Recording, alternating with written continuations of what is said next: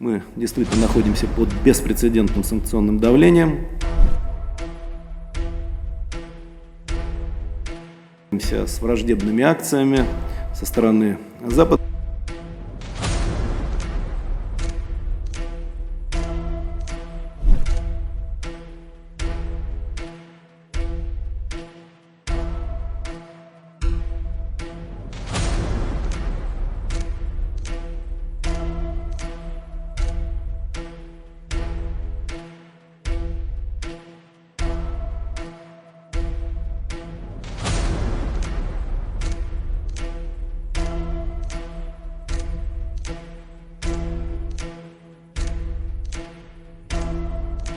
Считаю, что Медведев никто не взламывал. И то, что он это сделал это от души, как говорится, что у пьяного на языке, то у трезвого на уме. Что-то похоже на это, наверное, и произошло. Вот я там не в том смысле, что он пьяный писал, хотя и это тоже не исключается. Но, наверное, он где-то слишком откровенно написал то, о чем при мне говорят. Они говорят о том, что нужно прибавить Казахстан, нужно там дать бой Грузии, нужно, так сказать, разобраться с Арменией.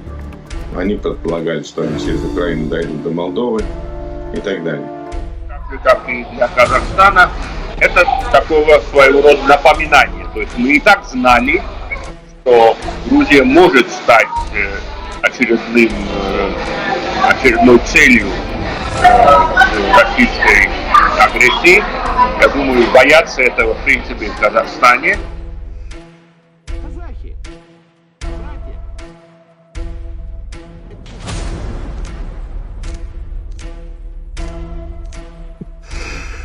Казахи, братья, это что за неблагодарность? Ребят, вы правда решили, что Россия куда-то испарится? Эмигрирует на Марс? Или вы думаете, вы эмигрируете? Я говорю свое личное мнение гражданина Российской Федерации Тиграна Эдмондовича Кеосаяна. На Украину гляньте внимательно, подумайте серьезно. Казахстана просто не существовало, Северный Казахстан вообще не был заселен, но казахи и так далее. Они существовали, да, они существовали гораздо южнее, и, собственно, территория Казахстана – это большой подарок со стороны России, Советского Союза. Там. Хотите уходить, товарищ Назарбаев, Токаев, МИД? Ну, хорошо. Берите чемоданчики, отдавайте территорию, город Верный, Алма-Ата и все остальное, и уходите. Они скажут, а у нас не остается территории, куда уйти. А мы-то здесь при чем? Вы тут нищеброды арендовали у нас квартиру. Потом вы решили с нами поссориться. Проваливайте с нашей квартиры. Защитить русскоговорящее население от того национального произвола, который творился в этой республике.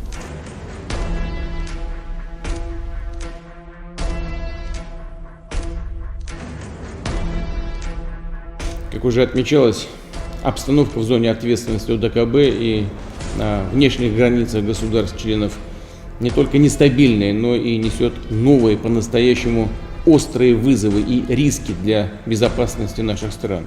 Неужели мало сегодняшних жертв? Надо, чтобы в Украине продолжали гибнуть и страдать тысячи людей. Остановитесь!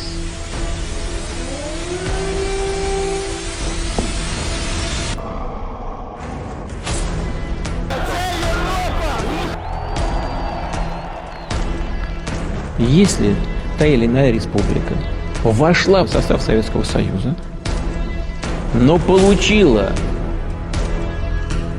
свой багаж, огромное количество